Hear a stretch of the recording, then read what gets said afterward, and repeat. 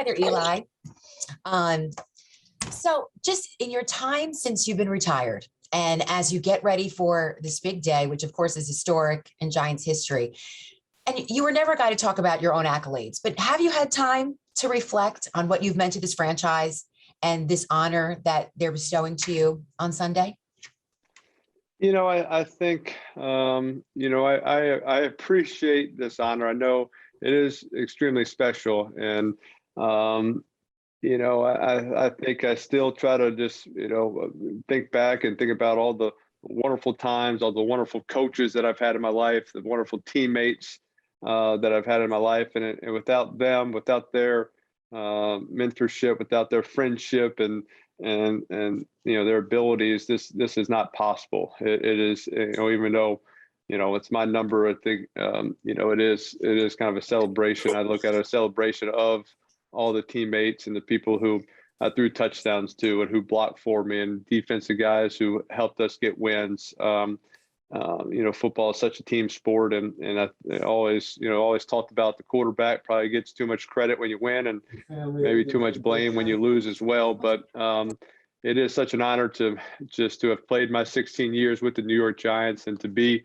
one of the 12 jerseys retired by this storied franchise is, it's probably hasn't kicked in it's a reality quite yet. Respect.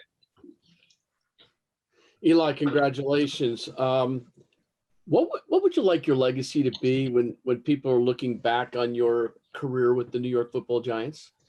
You know what? I think just the availability. That's something that I probably take most pride in. Just the fact that I was there week in and week out every week, and to never miss a game because of injury or anything else. I think that was always important to me.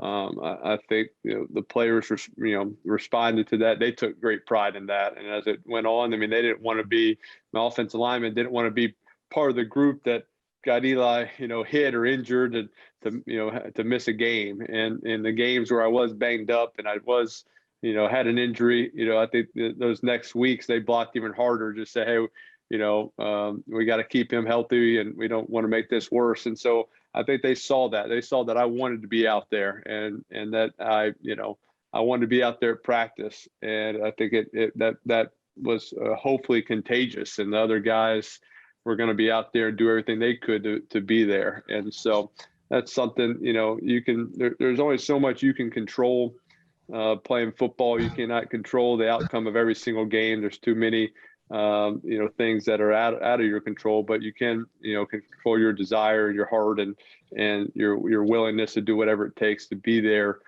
for your team and your organization and your teammates. Well done, Eli. Enjoy it. Thank you. Chris. Eli, first off, congratulations, man, on everything. Thank you. Eli, I'd like to talk about a guy who's obviously very big to you, and Tom Coughlin, especially after the news that Coach Coughlin came out with last week with the health issues with his wife. If you don't mind, Eli, talk about, you were a young pup coming into this league and Coughlin coached you through everything, your feelings towards him. Yeah, can't say enough great things about Coach Coughlin, and owe so much of my success to him and his, just the way he pushed me, and he, taught me the importance of preparation and hard work and team above self, and just all the lessons that I learned, and I feel that that's one of the great honors and privileges that I had was being able to play under him for 12 seasons. And, we still talk, we still communicate. I still look at him as a mentor and keep him in my life. And I've talked about, with him and with Judy and everything going on in his life. And I've known about it for a long time. And I know it's, seeing the struggles that he's going through, dealing with that. He's all of a sudden kind of has a different role going on right now with him. But I think he, as always, he's been open about it, and he's, talked about it, and he's dealing with it and making the best of it. Thank you, Eli. Enjoy your day. Thank you. Canavan. Hey, Eli, how you doing? Well, You just talked about preparation and hard work, and that kind of led into what I wanted to ask you about. When you retired, were you prepared for retirement? I mean, had you thought out everything, or did you say, "I'm going to enjoy it, and then we'll worry about what happens"? I knew I was ready to retire. That's kind of the only thing I knew. That it was. I was done. And I wasn't gonna second guess. I wasn't gonna look back and worry about it. I knew that I was ready to be done playing football. And that when I look back on my time, I was just gonna reflect on the good moments and the happy moments and the friendships I made and the wins we got to celebrate and remember those things. And so, I think it was obviously such a strange time, and I wanted to take time away. But, football, takes up a lot of your time during the season, during the off season at nights, and so I wanted to take a year off and just be around my family and see if there was anything else I knew I wanted to pursue or wanted to be interested in, and just kind of step away. And with the pandemic, it made it easy to do that because there weren't many options going on. And what I kind of realized is that I still love the game. I still love prepping for it and watching film and analyzing and talking about it. Some people, when I'm around people, they're like, "I hate to talk football with you." I said, "That's what I know. Like I don't know business. I don't know how to read a spreadsheet. I don't know everything going on in the world all over the place. But I know the game of football and I enjoy talking about it. So I think that's."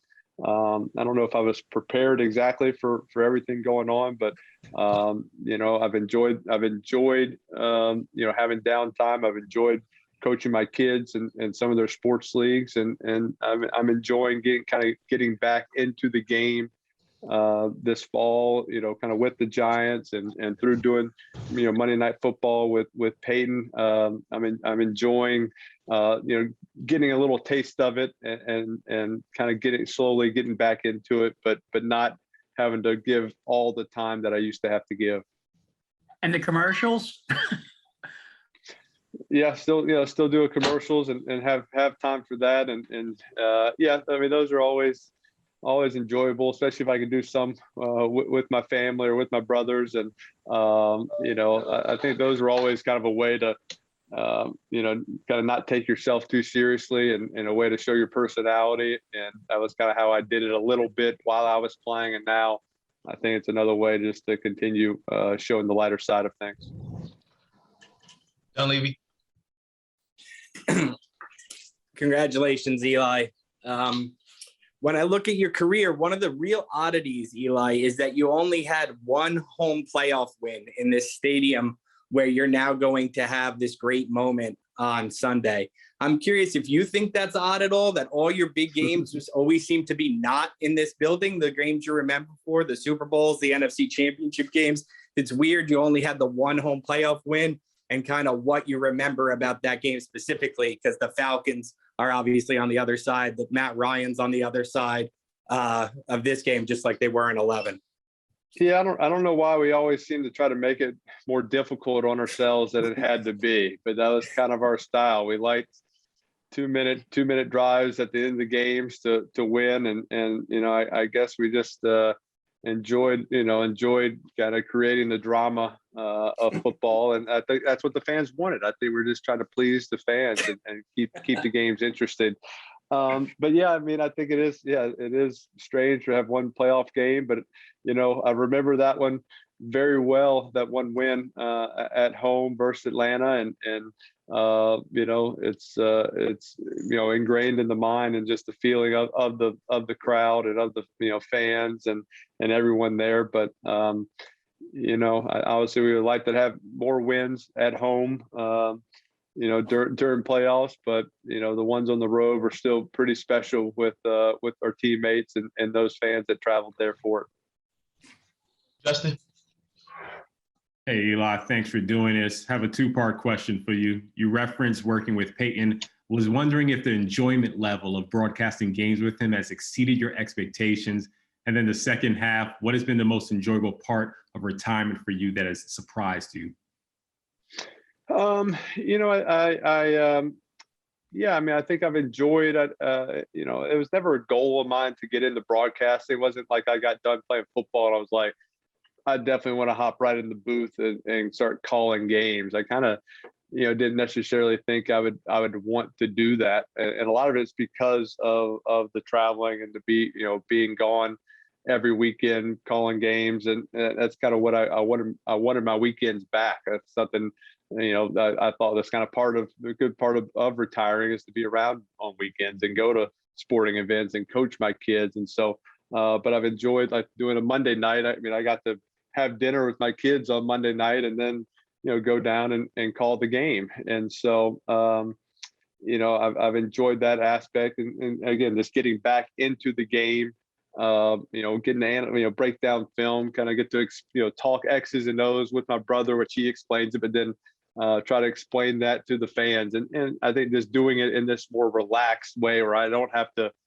I don't know the name of every single player on the field. I don't know who the left guard is, for the Baltimore Ravens, necessarily. And so, I think just, hey, it's how I would watch a game, what I would say, what I would notice, and if I could rewind, hey, I would want to rewind certain plays and look at things to explain it to someone who might not know what's going on. And so I've enjoyed that. And I think with retirement, I've enjoyed, a lot of it's just kind of, being around my kids' sporting events. I never really got to missed a lot of those on the weekends over the years and wasn't able to coach or do those things. I think just being a part of that with them and just enjoy being around their friends. I didn't know a lot of their friends and get to, be around them and have some fun with them.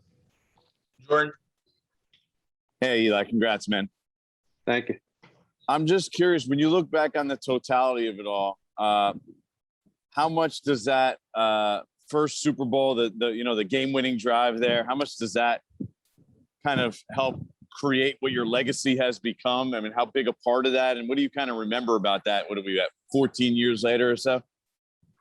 Yeah, I mean, that whole playoff stretch was, probably very, very important in my career of 07 and Coach Coughlin's. We were probably both on that line of, hey, do these guys have what it takes or not? And that stretch of winning those playoff games and going into Green Bay, and then of course going against what would could be known as the greatest team of all time in that 07 Patriots team in the Super Bowl and be able to beat them. And I think it, there have been kind of glimpses of good and some bad and all that, some ups and downs. And I think, that kind of just proved that, hey, he can play well in the biggest moments. And that's something we were able to do quite a few times.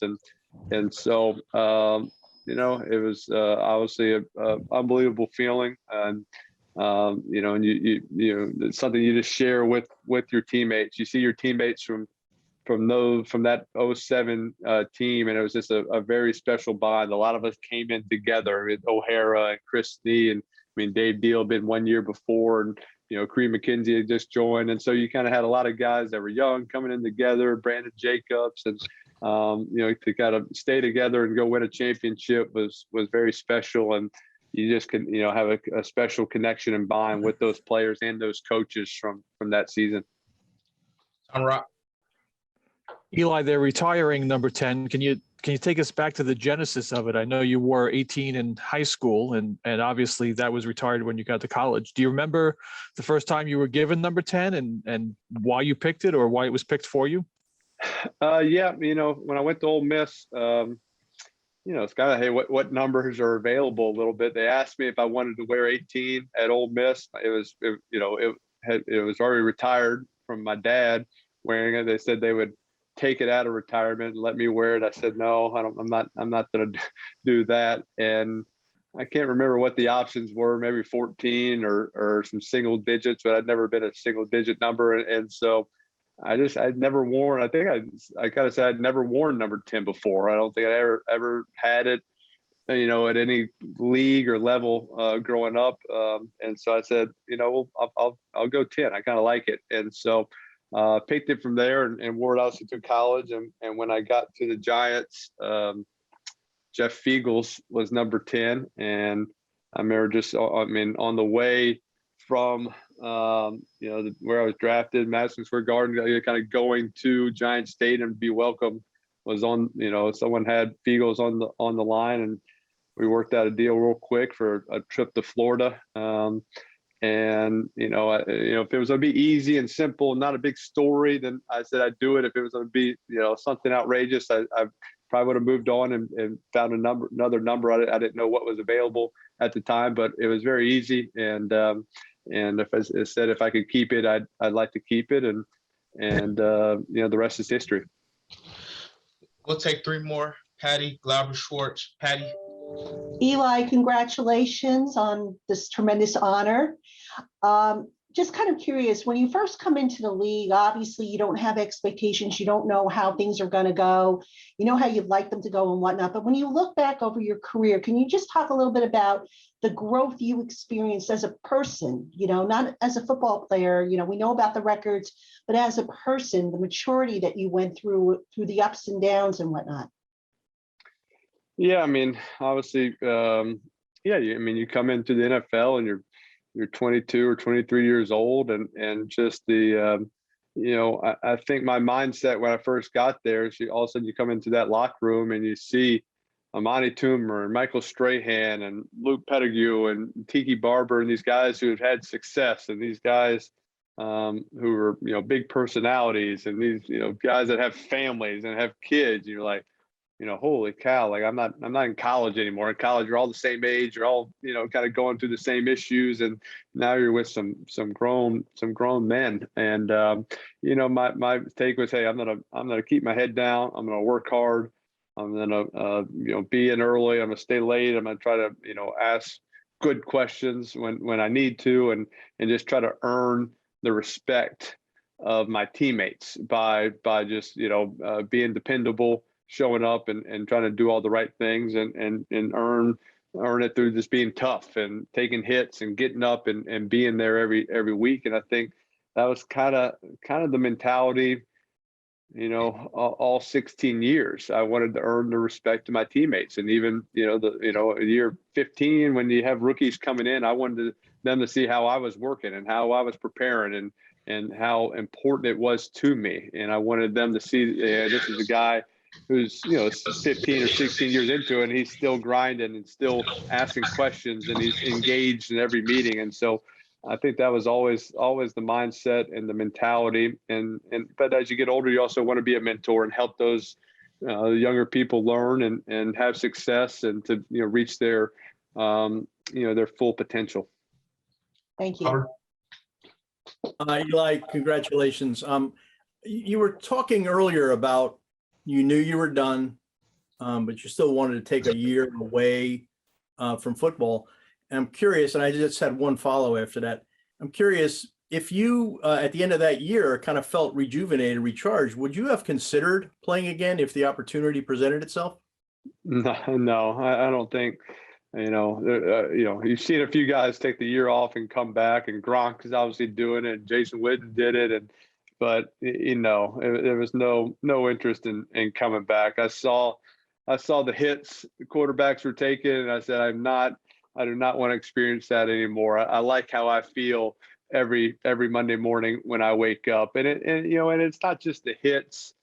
It's just everything. I enjoy the preparation. I could have gotten back into, that part, but just the losing, just the everything, just the grind of it all. I think I don't know if I could have totally got back into all that. And more of this, the losses just hurt more. They affect your sleep. They affect your week. It affects family life with my wife and kids. And it just got too much. And so I like, watching the games, and I root for the Giants, and I feel for them, after a loss. But you know what? I go to bed very easily on Sunday nights and wake up and feel good about the upcoming week. And it's not something that lingers, for 3 or 4 days like it used to. then do you think if is it possible if you guys were winning, you would have continued playing? Well, I mean, hey, that's just with the contracts and the contract was up and it was just time. It was time to be done. So I wasn't playing at the level I used to be playing, and so it was just time to hang it up and said I had a good run and now it's time to be done. Okay, sorry, just with your New York connection with your dad, was there a connection with him that you knew about with the Giants that meant a little bit more for you playing your entire career here? My dad obviously, my dad grew up listening to the Giants on the radio just because of Charlie Connerly. Charlie Connerly was a great quarterback. He played for Ole Miss, came to the New York Giants, played his 15 years with the Giants at quarterback. And so I think it's pretty neat, kind of that similarities that Charlie Connerly and I had. And I won the Charlie Connerly Award 2 times when I was at Ole Miss for the best, football player in the state of Mississippi, and had a relationship friendship with his wife, Perry Ann Connerly, who just passed away a few months ago. And so I think, my dad always kind of knew about the New York Giants, growing up, and it was one of his dad's favorite teams because of Charlie Connerly. But, just kind of didn't know all those things really until a little bit later, really until I got to the Giants and got to talk to, him about that and hear some of the stories and learn a little bit more about Charlie Connerly and kind of his playing career with the Giants. Last one here, Paul Schwartz. Hey, Eli, congratulations. Thank you. When you, this is after all a jersey retirement celebration. All those years when you saw all the 10s out there, you see them in parks and in malls and certainly at the game. What were you thinking then, and what do you thought was your obligation to the people wearing the 10s? And now, when you still see them, when you go out, I'm sure there's still a lot of them out there. What do you think you'll think about now, knowing that there's a 10 there, but no one else will ever wear that again? It's just such a tremendous honor, and I'm just honored. I mean, I'm kind of speechless about it. Just thinking about that scenario and the fact that that's happening. It was kind of never the thought. That was when I started my first game, 17 years ago, versus the Falcons. It was not the thought that, hey, my jersey's definitely getting retired with the New York Giants. I got this thing figured out. And so it's just surreal. And to go there and just, travel, go to the game that week 1 and see Giants, number 10 jerseys, I always, as I was driving in, I always see a couple, other friends and teammates jerseys still around. I take a picture and send it to them. If I see a number 60 or a number 51 and Diassi or, Chris Snee and some of those guys, or Brandon Jacobs. So they're still, still out there and still a lot of fans. So it's just it's going to be special. It's going to be a very emotional day and kind of one last farewell to all those fans wearing number 10 and all of them that were supported me during my time with the Giants, continue to support me. And so I just appreciate their loyalty and their support through all these years.